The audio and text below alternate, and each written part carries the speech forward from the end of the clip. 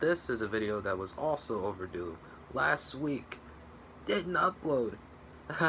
Last week's Wednesday Night War debate video, the last one for January 2020, which was January 29th.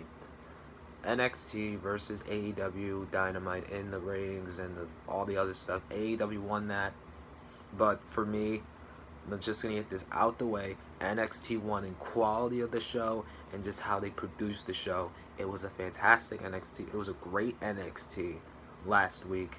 And AEW Dynamite kind of wasn't just that interesting for me, even though I finished it yesterday. But I'm going to go in order how things happen from beginning to end, like I always do. Starting first with NXT. Finn Balor versus Trent Seven. This was just Finn Balor showing that he's just as dominant as he can be. The Prince is just out to beat the living hell out of Johnny Gargano this Sunday, 2 weeks from now at TakeOver Portland. This is going to be a physical match, and just Finn Balor, Trent Seven had a good amount of offense, but Trent Seven had a good amount of offense, but Finn Balor went out and destroyed the living hell out of him. It was brutal. It was just physical for Trent to even handle. Coup de grace, and then 1916 destroyed him. What happened in the beginning of AEW last week as well was John Moxley coming out and cutting a little bit of a promo, saying fun and games were over after the spike to the eye. Just that Jericho was the final obstacle for him becoming AEW royalty. It was more than a match for him at Revolution. Jericho's more than a GOAT. It's the inner circle and the mind games. And he's just called Jericho bad guy. Moxley ain't far from perfect too. It's just Moxley saying that he has his flaws and Jericho has his. But, he's got more than what he has. He has everything else. And then he challenged. John Moxley really did go out there and challenge Inner Circle to a 5-on-1 brawl. If Dean Ambrose is something crazy, if Dean Ambrose was crazy, John Moxley is an insane son of a bitch. And I literally wrote down, John is fucking stupid. 5-on-1 because he had a city behind him. It was ridiculous. It's classic John at his finest. Classic John / Dean at his finest. Because his mind is legit fucked up. Legitimately fucked up. And it's the worst kind of thing. It's the best kind of thing you can have in wrestling, is a fucked up mind and thinking you can do anything. And of course you had the fans singing to Jericho's Judas. Judas is amazing. And you got Painless. Painless is a good song too. So John was stupid. He had security come out. I thought you were gonna have like somebody else just come out and other people come out and save John, but I guess not. Nobody wanted to save John. Although everybody's had their problems with the Inner Circle. Then you had the breakdown of tonight. Then you had MJF with a segment with the Blade and the Butcher. Envelope with the Young Bucks. And then Young Bucks and the Blade and the Butcher had a good tag team match. I just will never understand that tag team. Honestly, I never will. You can't even try to explain it to me. You had Bruiser Bros. I'm not calling them Broserweights, that's stupid. I'm calling them Bruiser Bros because those guys can bruise the living hell out of you. They said they're going to win, they're going to celebrate, and they become tag champs. That was their interview. Then you had Dakota Kai and Tegan Nox have a promo. You had a 2-5-20 promo of a debuting or returning star. Shotzi Blackheart had a match against Deonna Purrazzo. I think she did. Yeah, it was against Deonna Purrazzo. It was a decent showing for Shotzi, who has a great amount of potential, and driving a tank was pretty cool. Keith Lee had a celebration. You had an NXT Worlds Collide recap video. Keith basking in his glory, and then you had Damian Priest come out to interrupt, and then Dominic Dijakovic come out to interrupt, which was a fun little thing.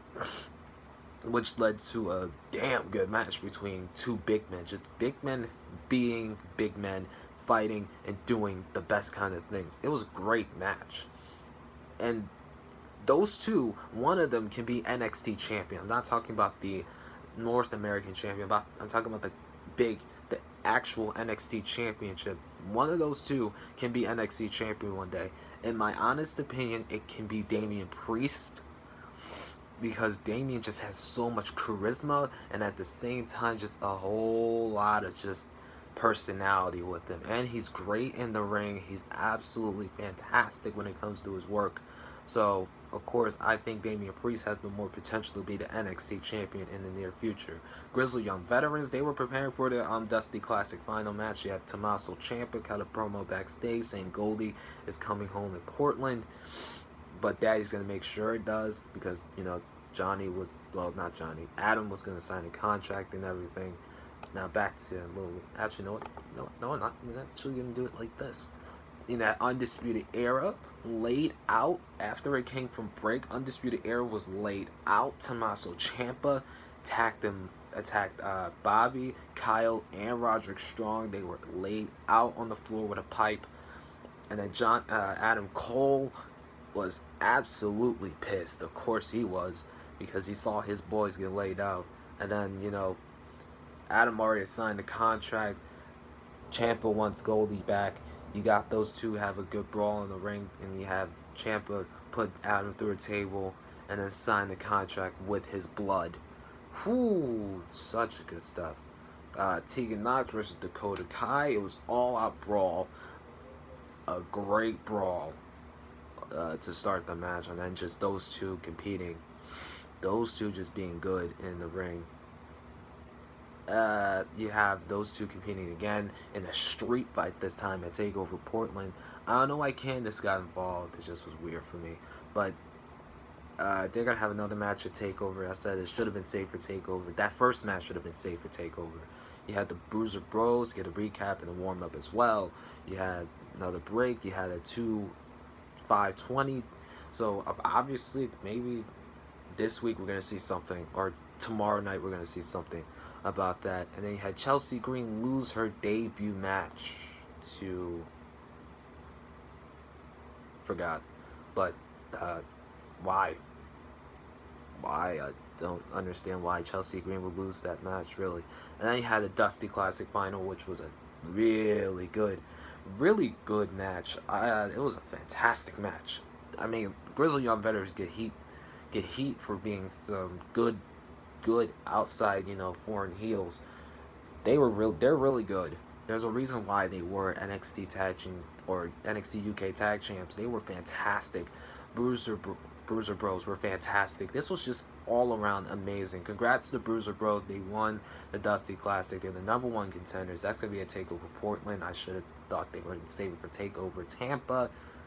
Have another team challenge, but okay, never mind. They're not going to do that, So NXT was absolutely fantastic. And then you have, everything else that happened on Dynamite. Like I said, with Young Bucks versus Butcher and a Blade, it was decent. Never will understand them. You had an AEW Revolution promo, Nyla Rose versus Big Swole. It was a decent match, decent showing for both women. But if you're gonna put Nyla as a beast, if you're gonna put Nyla as a dominant woman in the women's division, you have to book her more dominant. You have to book her as that beast, as someone that doesn't get dominated or attacked like this. It shouldn't be an even kind of match, is what I'm saying. Book her as dominant, book her as big, strong, and as beast-like as you need to, because she has to be the AEW Women's Champion at some point. I mean, it can't be Riho for much longer. And you can't just book her in these kind of matches. You had Kip Sabian versus Cody Rhodes. I mean, the match was decent. Unnecessary drama for me. It was a decent showing for Kip Sabian. Cody doesn't really have to win all the time. Does he really have to win all the time? I mean, of course he had to win against Kip, but, the whole thing with Joey and Kip and Penelope, Orn Anderson's unnecessary drama. That's what I mean by the unnecessary drama. Does it really need to be in the match to have these two go have a good match? I don't really think so. You have a recap of Britt being a heel, and then Britt came out, cut another heel promo, and just ran down everybody. Tony Schiavone called out Jim Ross. Called Tony Schiavone Mr. Starbucks. That's whatever. Called says all Jim Ross cares about is talking about her, and then his feel disrespected along with the entire women's division, although they suck. Let's just get that out of the way. The entire women's division sucks except Nyla Rose. He'll just go back to being a barbecue salesman instead of a sloppy commentator, which, yeah, Jim, you don't have it like you did before. I mean, you can still make the "My God, good God Almighty" kind of calls, but not like you did with WWE. Especially not like you did with the Mae Young final, which was Kyrie and Shayna. You don't have that kind of reach anymore. You don't have that Pete Dunne versus Tyler Bate kind of reach either no more. You lost it, man. The women's division, like Britt said, the division is hers. She'll be there all week and be a role model besides Riho, and then gives Tony a diagnosis for Dennis and then trashes Cleveland. It was weird. It was super weird. The Elite had an interview. They needed a victory, and they got the victory against the Butcher and the Blade. They're still thinking about the Dark Order and Santana Ortiz, but the main objective is to get into the tag title picture yet again and win the tag titles. And then Adam gives Matt a nameplate. It was actually pretty funny. Adam's heel turn is about to be great. Eventually, when it happens, it will be fantastic. And I'm going to love every single minute of it because I want to see the Elite just crumble in a way that will just be so good. I mean, you had the MJF heel turn, which were gangbusters, to book MJF as a super heel in AEW. So it was going to be, this is going to be great. And then Kenny got a match next week with the Elite and the Blade and the Butcher with the tag team of their choice, which is going to be Lucha Bros. So that's going to be pretty fun to see. You had SCU versus TH2, the Hyper 2. I really wasn't interested in the match.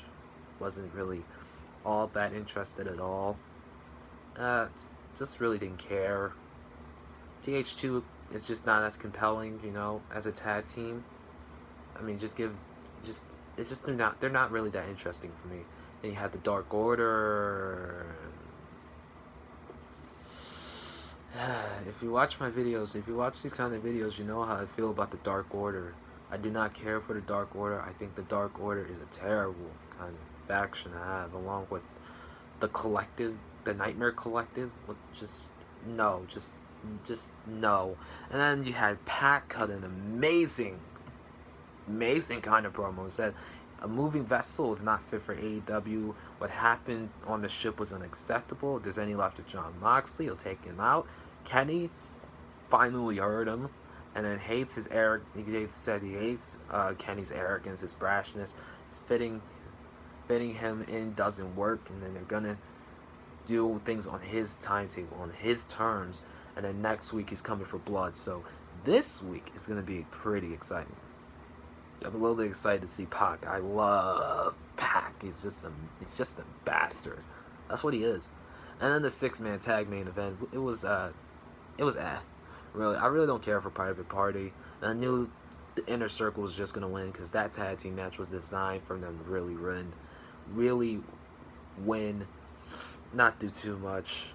Jericho was just gonna walk in and just be, I'm Chris Jericho. I'm the blessing God. Bless me, bitches. And then, Inner Circle attacked Darby Allin, took him out, and then Jon Moxley came out with a bat. And that's how the show ended. So both shows, obviously one show was better for me, NXT. Like I said, I gave NXT an 8 out of 10. It was a great show. It was all for Worlds Collide, and heading into TakeOver Portland with high tensions. Tensions are high, of course. So as the tensions are high going into TakeOver Portland, this week you got so much happening. You got Rhea and Bianca Belair, Charlotte Flair. I'm gonna get to that point later. It's gonna be down in NXT, which is gonna be awesome. AEW Dynamite didn't really impress me too much with some of the matches that they had. I guess they had like a middle of the road show. I know they're gonna pick it up a little bit more as the weeks go on. But I was more impressed with NXT, and of course, heading into Dynamite, heading into Portland, I should say, they're gonna get better and better. And it's just 2 weeks from now. It's next Sunday, I should say. So I'm really excited to see where where these two shows go. Of course, you know, you have Revolution on February 29th. You also have a whole lot of more NXT shows happening in the near future. It's a big time schedule for February. I should say that. Um, it's this is gonna be a fun little thing. And yeah, I'm gonna try and get back on schedule with these videos. So Thursday, that's the marked day that I have to record this video. I'm not gonna record this net on the Tuesday week after. Jesus Christ, that's a long time.